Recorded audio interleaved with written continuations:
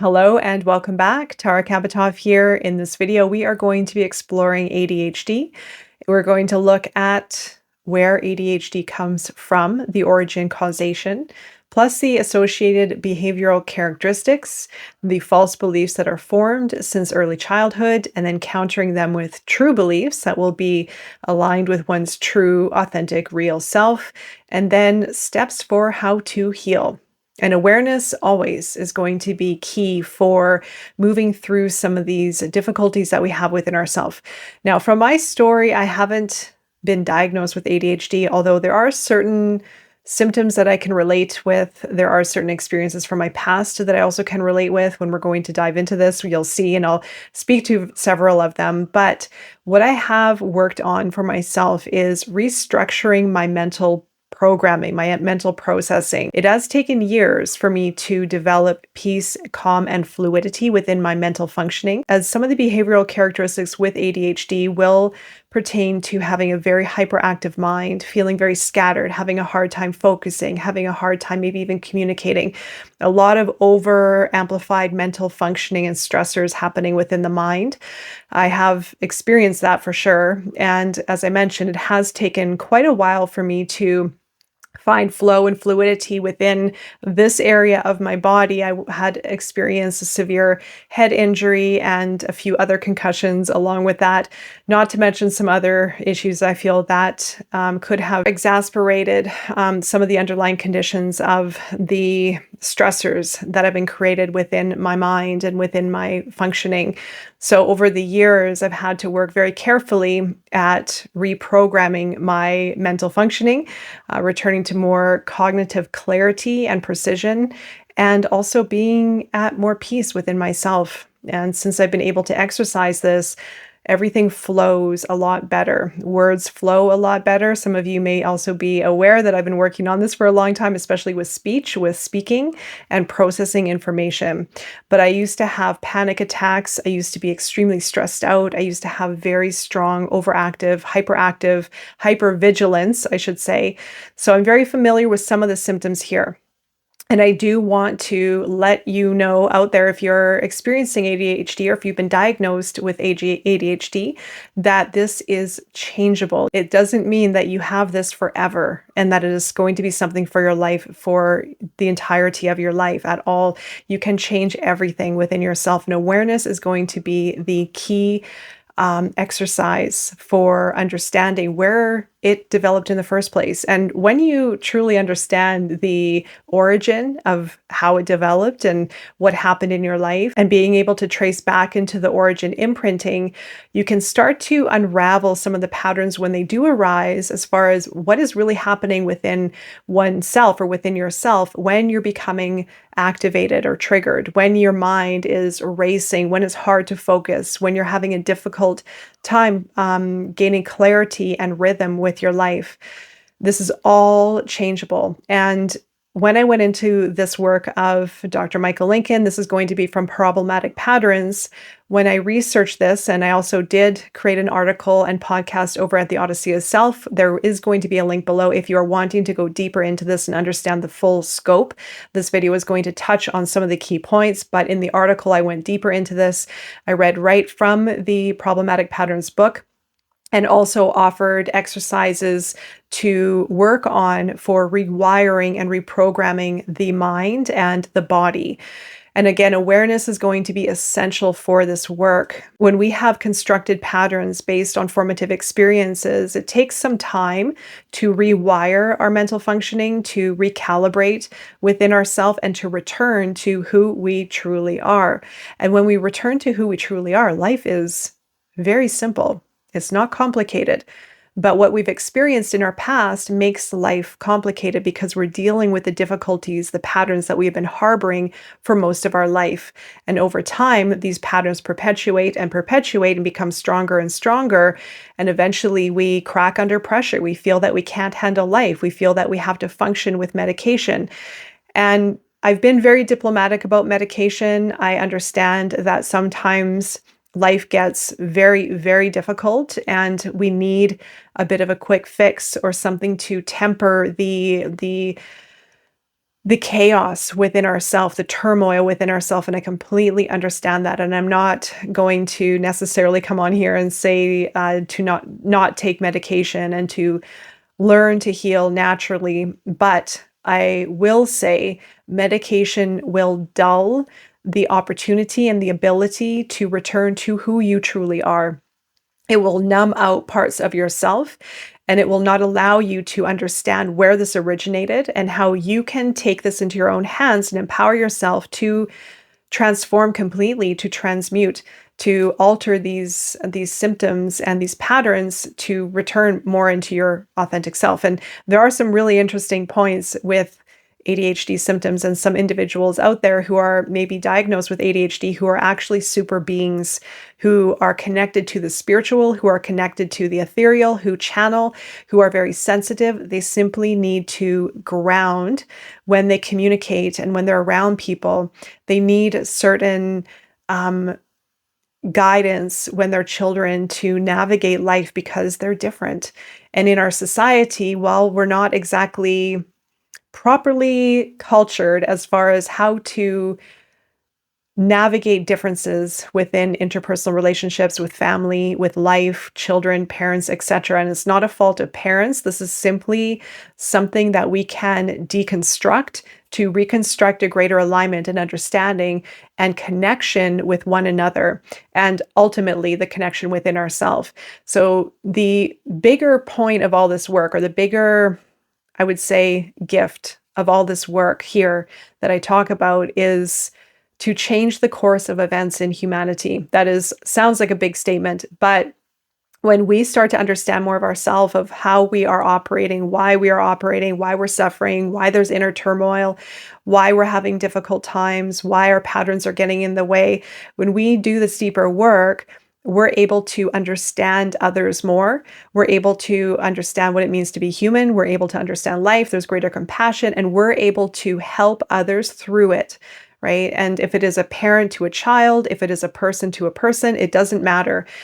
The work here allows us to change the course of events. It allows us to tune in more with ourselves. Therefore, again, we're going to be more tuned in with others and with life itself.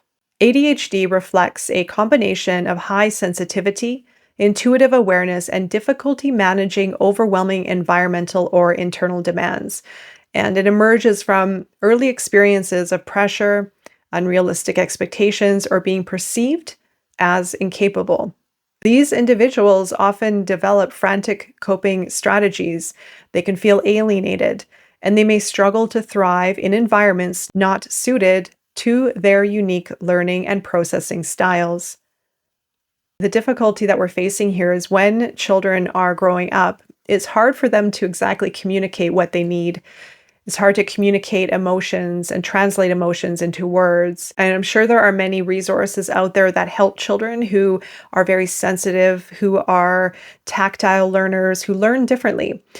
But there still is a long way to go, especially with tuning in and understanding from a deeper place. Some behavioral characteristics that will be commonly associated with ADHD will be a tendency toward frantic or manic efforts to distract themselves from overwhelming demands, often stemming from pressure beyond their capacity to manage. All right, so I'm going to go also into the origin, the causation of childhood experiences and environmental impacts that will lead to ADHD or the pattern of ADHD. A child in their early life will most likely have been had a lot of demands placed on them in early life, leading them to feel that they can't handle life, that they can't handle the demands. And this pattern becomes so deeply ingrained that it hardwires our system, and it hardwires the mental functioning to always be on and in a loop, in a way of feeling that I need to work harder, but I am not good enough to get to where I need to go, or I'm not good enough to get ahead. So there could be a lot of fragmentation of self. Well, the true fundamental foundation of this is going to be a fracturing of self. So remembering, when we're children, we are born authentic, we are born true, we are born real, but we go through life challenges and they become very much ingrained in our deeper self. And therefore, these patterns occur throughout our life in many different ways. So when that happens, there's a fracturing of self. We become fragmented because we're morphing into the environment around us and taking on a life, a persona, a way of being that isn't in alignment or part of our true being. The next is highly intuitive, empathic, and kinesthetic learners who require hands-on engagement and physical grounding to process information effectively. So these individuals most likely could be highly sensitive, and they will need guidance to understand how to connect with life in a different way so that they can maybe have something in their hands and ground while they are communicating, or touch is also really important for them. Because they're very sensitive and because they can be spiritually inclined and channel and connect beyond the veil, there's going to be teaching required so that they can ground and feel safe while doing so. The final one is experiences of feeling different, alienated, or misunderstood, leading to non-compliance, control seeking, or withdrawal in environments that are predominantly visual or auditory. Now, in our visual and auditory world, there is a certain way of learning as we move through life, in school, for example, and in our workplace, and even in society. A lot of people fit the mold, but a lot of people also don't. So those who are forced to fit the mold and who are feeling different within themselves, who are sensitive, who are unique and super beings, will feel that they are different because they're not like everyone else. Right? So they don't fit the traditional mold, which is only one that only highlights one certain or two certain ways in this case, ways of learning. And for all of us in general, we are all different. There could be a mass amount of individuals who fall into a certain way of living and operating in this world, but there are also a lot of people who are very different, and they need to be guided in this way to advance in alignment with their true self and how they navigate life, not adapt to a world that isn't structured for them. Next, we're going to look at false beliefs and true beliefs. Now, as a reminder, false beliefs are what we have inherited. They are what have become embodied within ourselves based on our experiences, based on other people's patterning, based on ancestral patterning, based on senses that we have picked up in the environment, that we have created as a belief within ourselves that is not based on our true belief, not based on our true self.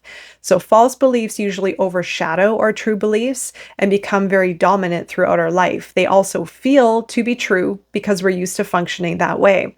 But this work will help shine light on the false beliefs to illuminate the shadow and what has been getting in the way of becoming closer with your true beliefs. In this case, a false belief will be, I am not capable of handling life's demands. The true belief is going to be, I have the inner resources to manage my challenges in ways that work for me. Another false belief will be, I am alone and fundamentally different, so I must conform or hide. The true belief is going to be, my uniqueness is my strength, and I can thrive while honoring my individuality. Another false belief will be, I must control everything to survive or to be valued. A true belief will be, I can let go of unnecessary control and trust my intuition and abilities.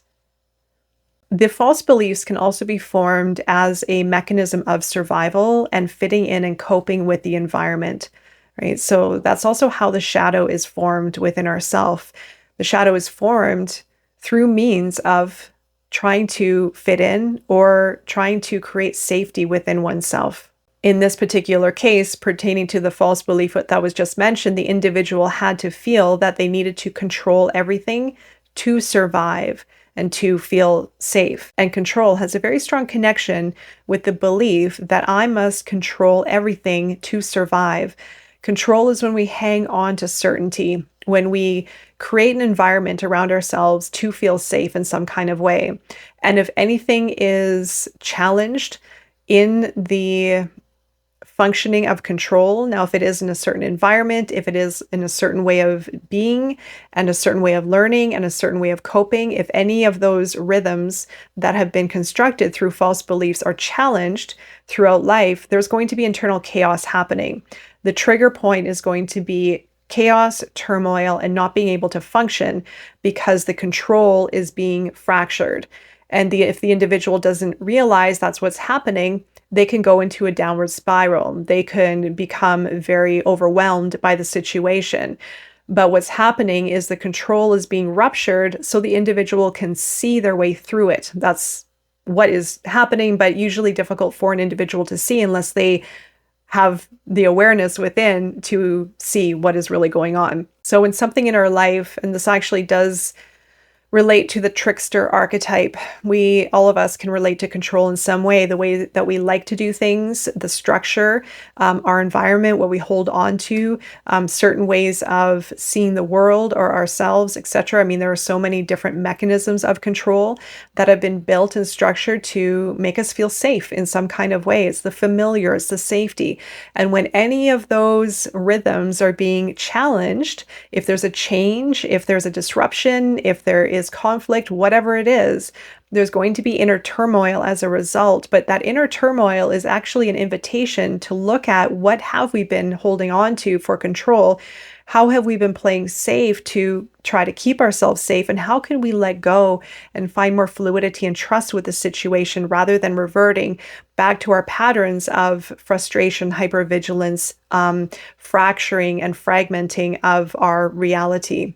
Next, we're going to look at the origin cause. We're going to venture back into the family system and to early childhood at where this all started. The first one is going to be growing up in an environment with excessive demands, chaos, or unrealistic expectations, creating a chronic sense of pressure and overwhelm. So if a child grew up in an environment, an early family system where there was a lot of chaos, pressure, stress being placed on the child, and if they were also sensitive on top of that, they could have felt that they are responsible for carrying the pressure, for helping others, or simply being affected by the repeating patterns of the particular family system in this dynamic. And later in life, they would carry these patterns of excessive overwhelm, feeling that there's a constant demand being made of them. The next is repeated experiences of being perceived as incapable or broken, reinforcing self-doubt and anxiety.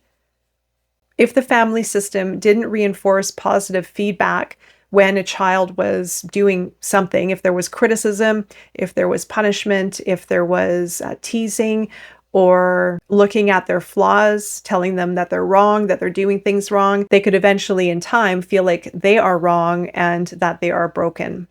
The next is early development as a highly intuitive and physically oriented learner in a predominantly visual auditory world, causing disconnects with traditional learning or social norms. So this goes back to what I mentioned earlier about how some of these individuals need to actually touch and hold on to something while they are learning, while they are communicating. They are tactile learners, meaning they are very sensitive and they need to ground while they are learning. They need to feel safe. They need to feel connected. So a different way of learning altogether. Some are going to be more heightened than others, but this can lead to a lot of frustration while trying to fit into social norms. So they could be a bit rogue after a while. They could fight the systems, they could fight people, they could get really frustrated because they're not learning, but deep down, they don't really know what's going on. They just get frustrated and emotionally sensitive to certain dynamics. And then finally, persistent feelings of alienation or irrelevance due to sensitivity, empathy, and advanced awareness, creating cycles of non-compliance or withdrawal. As they grew up, they may have been ignored, silenced, punished even, maybe teased or bugged or devalued altogether if they were somehow expressing their emotions or trying to express their sensitivity. Instead, the parent may not have understood what they were going through, and therefore they have felt very different, and it will create a very strong fracturing of self when a child is not understood from an emotional or sensitive place. What can also happen to an individual who is sensitive in early childhood when they're not seen, valued, or understood is they could turn on themselves starting to feel angry at their sensitivity, starting to feel angry at themselves, starting to punish themselves in some kind of way or harm themselves even because of their sensitivity, because they haven't been seen or understood. And finally, we're going to look at how to heal. The first is going to be awareness. Be mindful of your patterns, behavioral and mental responses, and release from the patterning through self-inquiry and tracing it back to its origin. Awareness is going to play the biggest role in the exercise for healing. When we can understand why we are reacting in certain ways, why there's inner turmoil, why there's inner chaos, we will be able to set the change in motion for healing. We have to be able to see why it's happening in the first place and where it started, the origin, to understand the patterns of this entirety. So when we're able to understand our behavioral patterns of how we're reacting, when our mind is becoming almost uncontrollable, we'll be able to go a little bit deeper within ourselves to see what exactly is really happening. Am I being challenged with letting go of control? Am I being triggered by feeling that I'm not enough, that I'm different than everyone? There are going to be many different ways of looking at it, but change the perception every time when you are feeling triggered or when your mind is becoming very active, and turning the lens inward to explore your inner dimensions are going to be extremely transformative.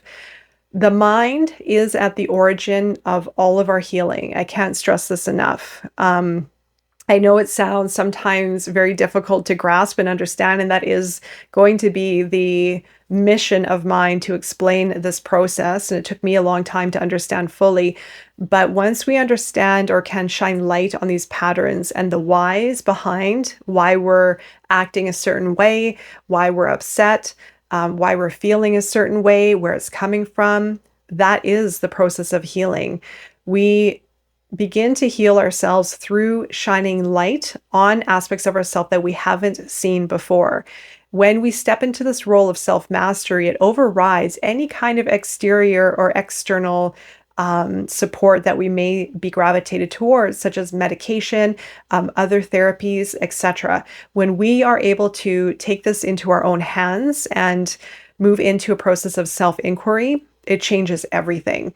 Our body adjusts as a result. We crave certain things that are in alignment with our truth as a result.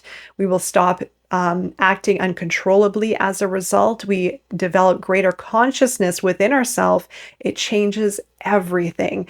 And I am a firm believer, based on this work and based on what I've experienced and what I've seen in other people as well. Once we grasp this, everything in our life responds to what is going on within ourselves. So I'll keep talking about it and give more information on it, but our mind is so powerful, and I know you all know this out there, but once we grasp this, everything after the point of illumination is a ripple effect. The next is going to be honor your learning and sensory style. Engage physically and experientially with new knowledge to integrate it effectively. This may require some navigation within yourself to learn how you learn, to learn how you need to learn and what feels right for you. And don't worry about what other people say. Don't worry about the other systems. Don't worry about your work. Only focus on what is right for you and how you need to learn and how it feels for you. That is going to be crucial for this. And it may take some time to even get there, to feel comfortable with how you learn and to embrace your unique self, to see yourself as a super being, because that is what you are. The next is to practice self-compassion and acknowledge that feeling overwhelmed does not reflect inadequacy. All right, in our modern society, as soon as we feel overwhelmed, as soon as we feel sick, as soon as we feel out of sorts, we feel that is bad, and we feel that we are wrong, or feeling different is unacceptable, or it's wrong, or it means something bad. That is how our system has been designed. And then from there, we lean towards medication, we lean towards some kind of external fix to fix what is wrong within ourselves, but there's nothing wrong.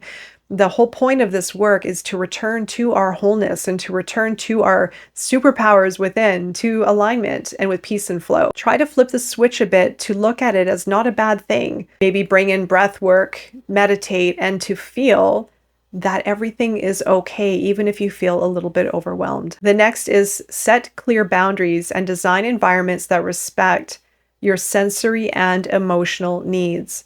If you need a quiet space, create a quiet space. If you need people to leave you alone and get off your back, tell them to leave you alone and get off your back.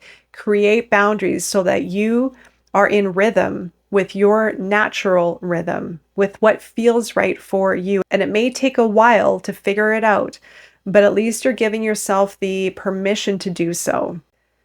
And then finally, cultivate trust in your intuition, creativity, and unique perspective, using them as tools for connection, contribution, and grounded action. Listen to your intuition. Intuition is going to develop through a feeling in your gut, a feeling in your chest, your heart, your inner knowing. The more you sharpen that, the more you honor it rather than choosing or making decisions or following a path of what other people think you should or how you should, or based on even some wounds or personas that become developed in our life. When you start honoring you, and it may take a while to get there, it took me years to realign with myself, and I would never trade that in. The work that I have dedicated towards for redirecting myself onto a path that feels right for me has taken a long time.